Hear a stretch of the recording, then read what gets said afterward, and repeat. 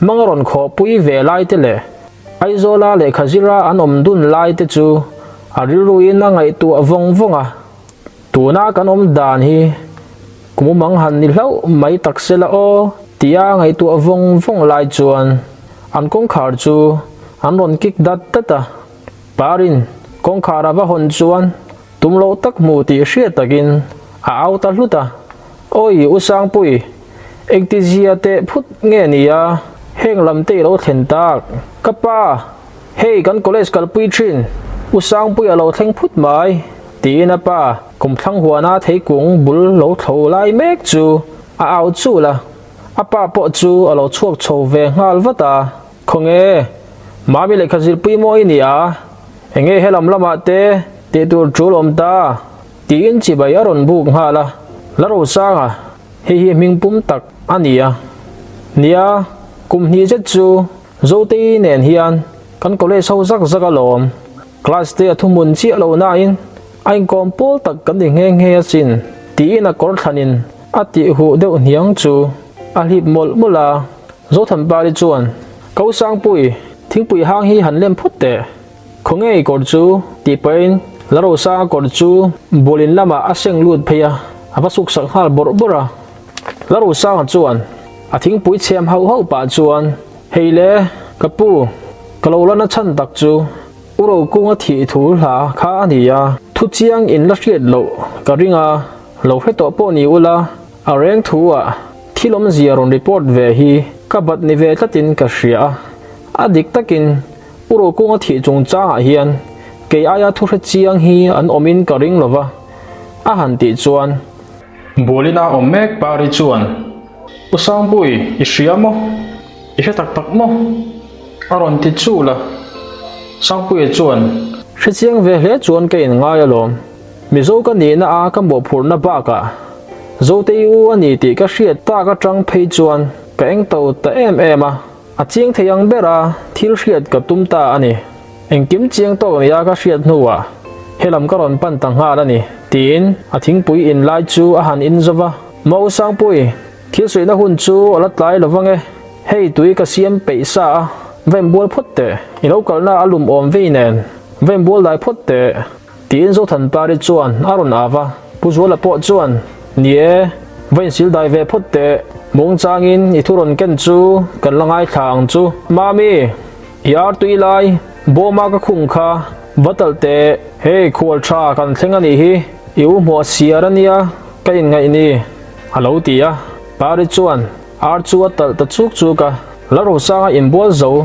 bol in atanga lo chok chuan towe la in shumol mol ba in hei kapu ka thuron ken hi rei lo te chunga han sui zo mai chi ani lo dewa ka du dan le karon tumri ruk deuh dana chuan wei menula le tlang wal ma a urova chan chin hi report ka du khop mai remiti chuan zanina hian wei me lam chu heta hian ko khom ta ila tha in ka hredawa diktakin urova thi dan hian wei me member te min chona sa hle in ka hria remlo na te omani lem lo chuan ru man na chu hetiang hian isiam do nang umiang ti in pu zo la chu a han rona pu zo la chuan nang man try ti phota thu aniang chu chutinga ke ni ang fa te te lulin wei me member te ta na thu cha an hu chia ani ngai chuan ke ni tan chuan a chuan om thlo dang chu mami nen hian ru man na chu siam ta che u tin pai ar sa chan lai chu awa choka pari chuan ani usang pui kan wei me president kan valen khung em niang social meeting ang zonga thilkal tur ani phei chuan tlang au tir po angai anga va hriat tir ma a thadon lom ni tina kut mom chu asil mol mola la ro sa ga chuan ani o chutia zan lama hun kan siam thei don chuan kan thu sui lai po chu zan lama chun zoma tan khek to mai la amai ro chu hei mi dang chim boi ma chin fel chi te po omin ka ria ti pa in a bek chunga le kha fun chu a han phor chuaka puzola ar sabel chuang kai zo po komchar lama pari te thian dun omna lama chuan alo phaya sangpuya chuan a thil fun chu phel no no pa in hei hi uro ko chuan min thon ani ti in cheng sing khat sang thum chu a han lek langa fun dang ala chuak le a hei po hi ama puisa thoni ya ingal tha mana ilo man ve tan tia min pe ka ni ya ma se hetia ama bera boral taxi ya chuan in hena lut vek se tha in ka hria ani ti in cheng sang hi fun po chu pu zo la chu han pek le atuma pu than zo la chuan alo la du teu lo maya enga nge ka han lak te lu lang italio liaw ani sanga kha zong eng tham ni lo ma se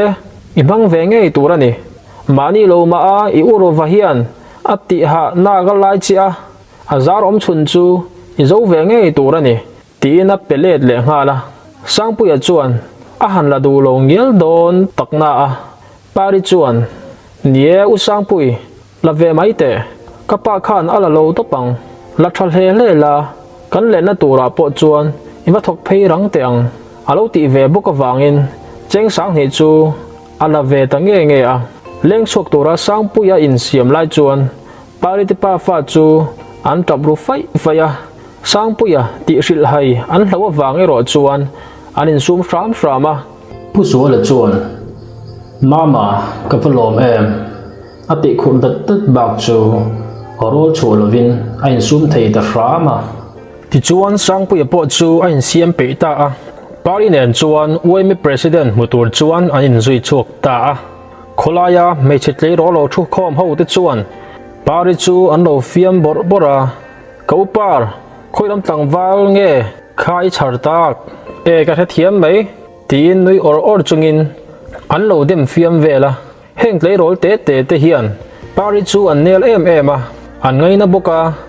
fiam thu hian an lo be ve zeu fo reng thina Sunday school lama an department zirtir tu alo ni bok nen anin nel em vek hlom ani wema president nena thileng kim an va soi fel nu chuan pari te thian dun chu an hole tangala chutia mi khwal tangwale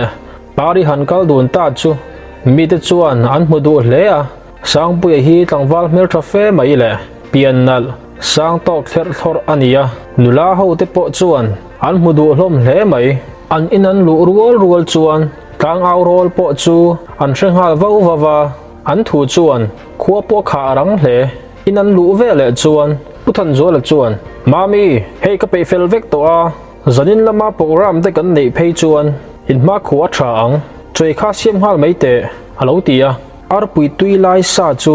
hlim takin an kil ho ta a zanri ei khama chuan puthan zo la in chu nula le tlangwalin an lu khat ta mupa in chunga lenglo po pon ler thlengin an tar phei put maya an kim thokhat ta tia an UMA president chu alo ding chuaka chu social meeting an ko chan chu chiang takin a han hril fia hmasa a thu noi dang le an branch chunga in hriat tir tur poimo te a soi hnu in laro sang chu ama chanchin a chiang thei anga soi ma saphota chumi zo a thuron ken chu chipchir taka pung chuk tur chuan a som ta a laro sang chu alo ding chuaka kiltin chu a han hoi kual ma sa te te a pon lama omte po chuan a mel bu tumin kongka an ron dak sup supa chuta sangpui chuan a thu soi tur chu a soi tran ta a pu chairman le koe member pui du tak te u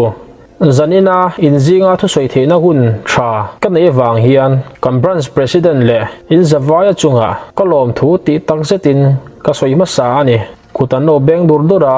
tin puthan zola te pa fa po an van duina ka tur puina ka hlan tak zet boka puzwal te pa fa tap saklama thu chuan lung chia in an he an no pet fan fana mol pholo ram tura ro chuan anin soma kan throi tu min som na angin keima chanchin ka han soi masa rianga kaming chu la ro sang ania kanau pangte lai hian thingtang khuwa atangin aizol khupuya kan pem luta kapa chu lom sang ania kanu chu lal eng liania ni unau pakhat nein tuna hian aizol khupuya son kan cheng hova kau mai chia ro chuan pasal anei ve to a kan then nai loka an khosa ve nge a tin ke hi ano pangjok ni in thiang angin lekha ga zir chho ve a in chuan thu ni su se lekha zir hi ka chem kal na zong takalo ni ve hlawa ka zir ve ta zela hei tuna hian BA result ka ngak ve me ka tin komni chung chu in UMA member pui zo than pari nen hian college khata kan kal ho zaka class thu mun ni chi lo maila ain kompol tak kan nia ming tak po a in ko lo hian sangpui zote tia in ko mai thin kan ni tuna kan then tak uro ku nga po hi zote wanga ka hriat le ka kom ngei ania ati lai chuan pari chulung chen lo in pet fan fana sangpui thu soi chu ngun takin lo en rana an college kal lai hun te chu aril ru a alo thar wara sangpui chuan a soi zum zela ani zote ro chuan in hriat angin PU wa zawa min chol san taria kalokom ve ber thin ani boka a han chol ta chu khuwa po a har do khop mai ma se chulam chu soitam lo mai ila kan thu taka chuan lo lut to mai ila a tha ang tin a bula tuisi kan chap chu a han lem khala